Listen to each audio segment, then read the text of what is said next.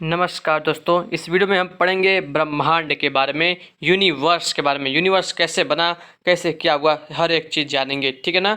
तो आइए, एग्जाम के दृष्टि से बहुत ही इंपॉर्टेंट हमारे यहाँ से सवाल बनते हैं। आइए देखते हैं, ठीक है ना। देखिए, ब्रह्मांड क्या होता है। सूक्ष्मतम अणुओं से लेकर विशालकाय आकाशगंगाओं गैलेक्सीज तक के सम्मिलित स्वरूप को ब्रह्मांड कहा जाता है।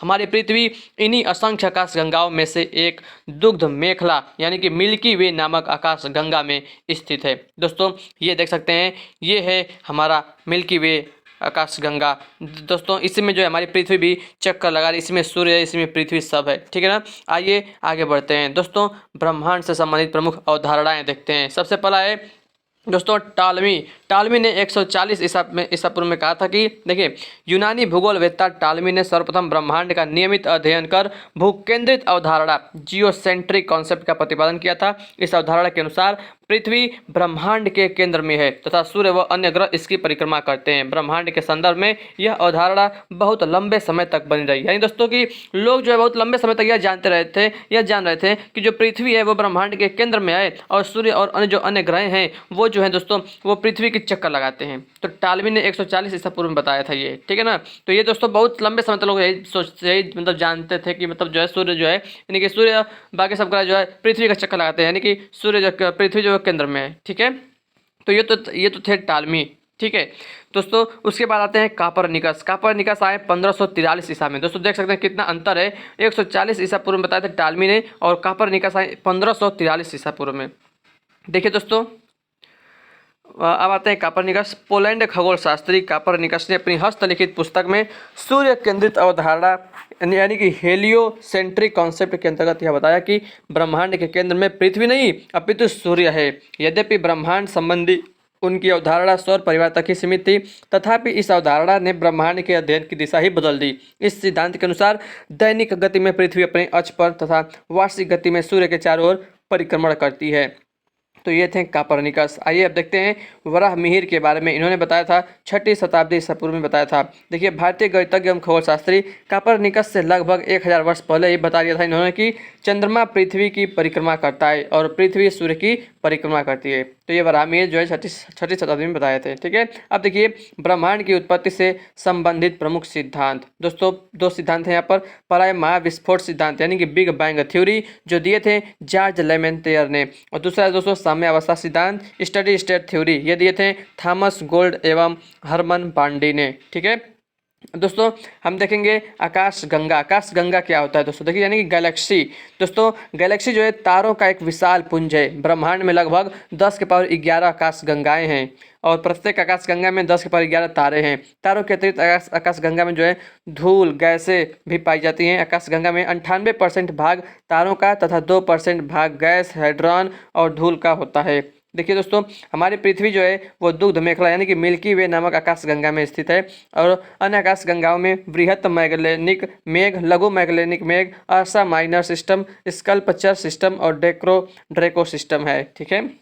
देखिए, एंड्रोमेडा क्या होता है दोस्तों।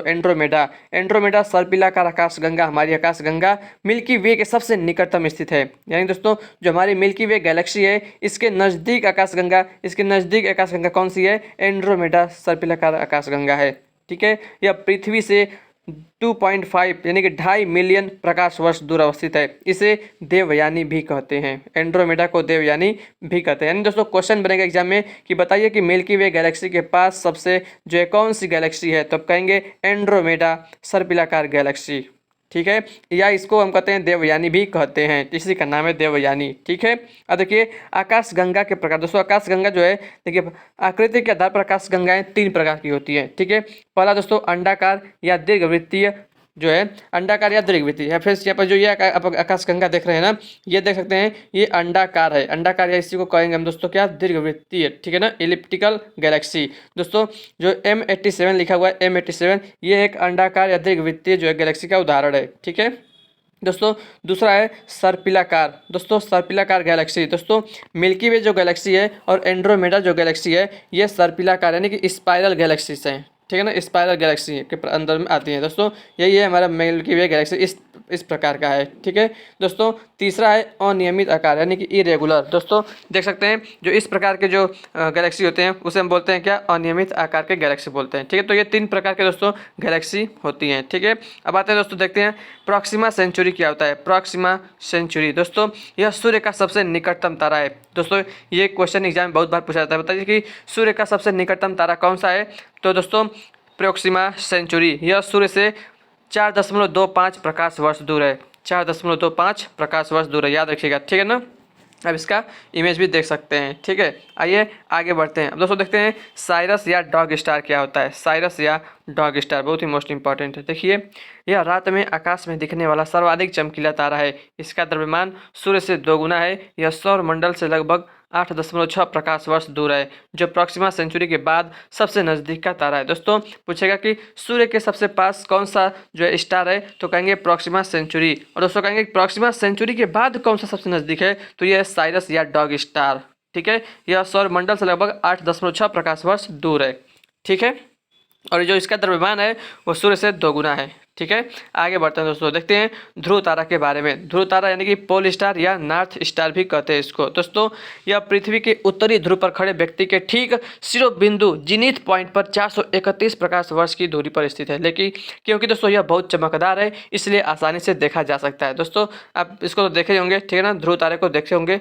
ठीक है, देख सकते हैं ऐसा ही ये चमकता है। ठीक है ना, पोल स्टार आप देख सकते हैं उसका कहाँ पर स्थित है। ठीक है दोस्तों, प्रकाश वर्ष क्या होता है, मैंने आपको मैं बात किया था प्रकाश वर्ष के बारे में। आखिर यह है क्या।